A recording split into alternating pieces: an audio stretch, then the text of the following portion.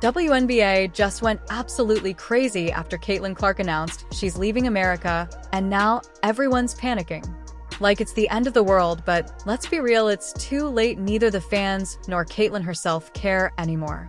She struggled with physical defense she's faced at the professional level and voiced frustration with the league's officiating, recently telling reporters, quote, "I feel like I'm getting hammered and everybody is physical with me, and opponents get away with things that other people don't get away with." That's what Caitlin Clark said. She put in insane hard work for this team, built the massive fan base, drove marketing sales through the roof, and gave the league more buzz than it's ever seen, and people comment on every video that they only tuned in because of CC. That's why the reality finally hit the WNBA. Higher-ups, their empire is collapsing. What I am upset about is like, hey man, your meal ticket is under constant attack. There's been dirty plays all season. But honestly, Clark shouldn't even consider coming back because this league doesn't deserve her. You know why? Because look at how they treated her in just 2 playoff games, all that effort, all that sweat. And how did they repay her? Let me break down exactly what happened. Those guys, they're the racists when really y'all are the racists. The people coming up with excuses to hate Caitlin Clark and the new fan base that she brought. So the WNBA is now in full-blown panic mode because Caitlin Clark was their moneymaker and pretty much the only reason people were even tuning and calling her the WNBA's golden goose is an understatement. She was practically their entire farm when Clark hit the court for her regular season finale against the Washington Mystics. It wasn't just some game on the schedule, it was the event of the season. The Indiana Fever, all right, with Caitlin Clark, led the league in attendance both home and on the road. Fever averaged 17,000. Over 2,711 fans packed the stadium that night, setting an all-time attendance record for a single WNBA game. Nobody, especially not a rookie, had ever drawn these kinds of crowds before. I mean, she was pulling in over 15,000 fans per game in her rookie year. The most dominant team in the league, they can't draw 500,000 viewers for a playoff game. Atlanta Dreamers and the New York Liberals. Again, the Liberals, they supposedly have stars. Remember when ESPN claimed that the Liberals had the new big 3? Dreamers, Liberals, 410,000 viewers. The other game was the Phoenix Masculines and the Minnesota Lakers. But here's where things get crazier. It wasn't just the fans going nuts. Her jersey sales were like a frenzy at a Black Friday sale. We're talking top-selling players in the league, rookies, veterans. It didn't matter. Clark was outselling everybody the second she threw on that Fever jersey. It was like instant gold. Every fan wanted a piece of history. And suddenly the WNBA wasn't just some niche sport tucked away in the corner of the sports world. It was a full-on phenomenon, all thanks to Clark. But if you're not delivering the product and you're not making the revenue and you're not, giving people the entertainment that they want, then you're not going to make any money and your league is going to suck. People who didn't even know what the WNBA stood for were suddenly glued to their TVs. Tickets were selling out, and every sports show had to talk about her. Clark was like a one-woman economic boom. Sponsors, they were lining up around the block. Broadcasters were fighting over who got to air her games in prime time, and even the league's dustiest merchandise was flying off the shelves like it was going out of stock. She's the golden goose. So now with her walking away, the WNBA is basically staring at a free fall, and why wouldn't they be? She wasn't just the face of a league, she was their entire identity. Without Clark, they're left scrambling to pick up the pieces, and the fallout is going to be brutal. The numbers don't lie. She was the driving force behind massive ticket sales and revenue spikes from day one. Everyone had an opinion about Caitlin Clark, but things hit an all-time low during those two playoff games that completely crossed the line. Clark wasn't just facing opponents, she was getting hammered by flagrant fouls, trash talk, and downright dirty plays that no other player would have to put up with. She's just not built for the physicality of this league. And she's not quick enough to get away from the physicality.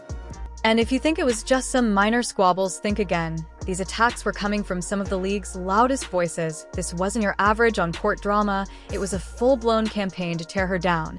And it got ugly fast. First up, Alyssa Thomas, who pretty much threw gasoline on the fire after the Indiana Fever's nail-biting loss to the Connecticut Sun. She went straight for the jugular on September 19th. 2024, in her post-game interview, she didn't talk about the game or even Clark's skill. This kid's on the wrong team. She's got the wrong skill set to handle the physicality of that league. And she's a rookie. Nope, she went all in, accusing Clark and her fans of having racial biases, saying the only reason Clark was getting so much attention was because she's a white player thriving in a sport dominated by black athletes. Honestly, it's been a lot of nonsense. I think in my 11-year career, I've never experienced the racial comments from the Indiana Fever fan base. We had her face on a serious matter that happened in this world, and it's unacceptable, honestly. And there's no place for it. And yes, she really said that. And it set off a huge uproar. Thomas didn't hold back, calling the Clark hype nothing more than a result of her being, and I quote, a white face in a sport that's always been built on black excellence. And this woman swats at the basketball and somehow decides to turn her hand down and her fingernails and jab them right into the eye of Caitlin Clark. No foul call. No refs stopping the game to go look. Is this a flagrant? None of that. Just everybody moved on.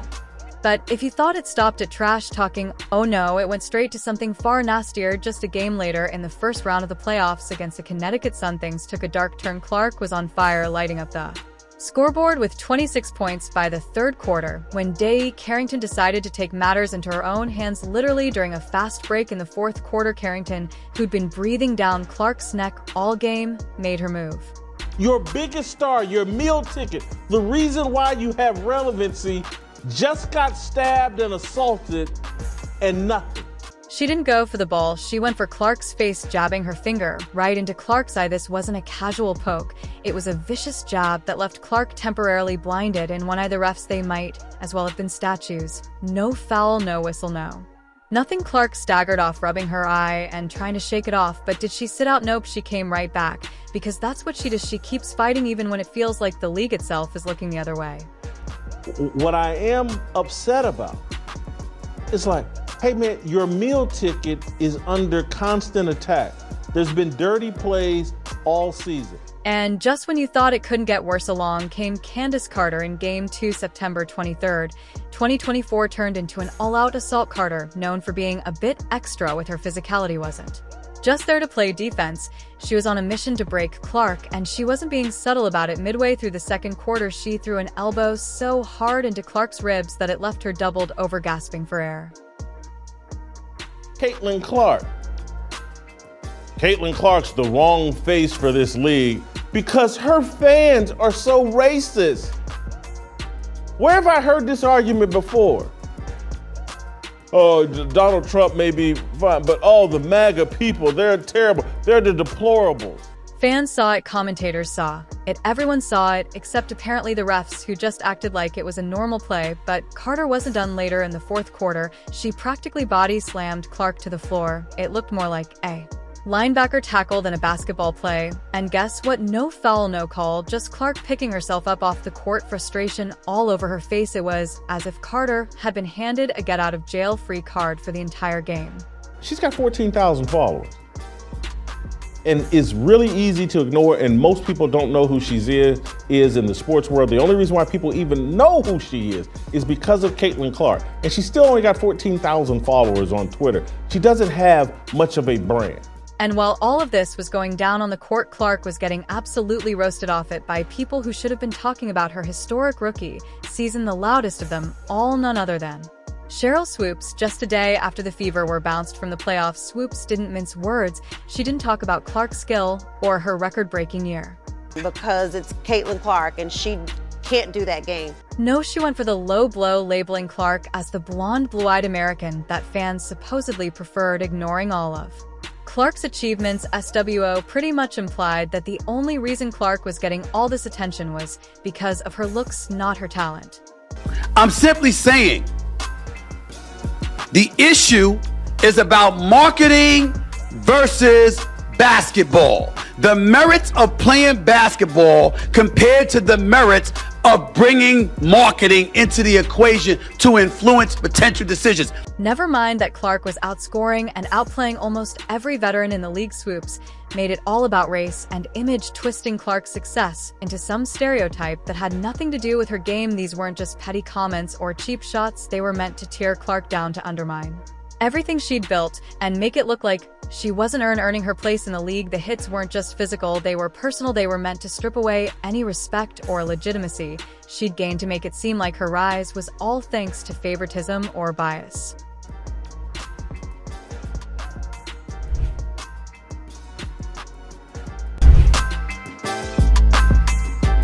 So, what would you do if you were in Caitlin Clark's shoes? Because let's be real, her decision to ditch the WNBA and head to Europe didn't just rattle the league, it straight up blew it to pieces when she dropped the bombshell on September 26, 2024, barely 2 days after the Indiana Fever's playoff meltdown. It was like the entire basketball world hit pause. Clark didn't sugarcoat her reasons either. She flat out said she needed a break from the relentless mental stress she faced during her rookie year. Can you blame her? Getting targeted on the court, bashed off it, and receiving zero protection from the league, it wore her down. But it wasn't just the beatings she took from opponents, it was the WNBA's total failure to have her back. Clark didn't just feel unprotected, she felt abandoned.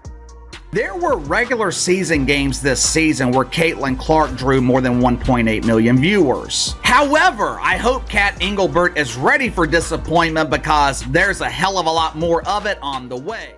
And let's not kid ourselves, her timing was brutal for the WNBA. The league was finally seeing a surge in everything: viewership, ticket sales, revenue, as I have told you. So, to paint the picture of how massive she was, Clark alone pulled in over 500,000 fans throughout her rookie season. Yep, 500,000 people showed up just to see her. The league had never seen anything like it.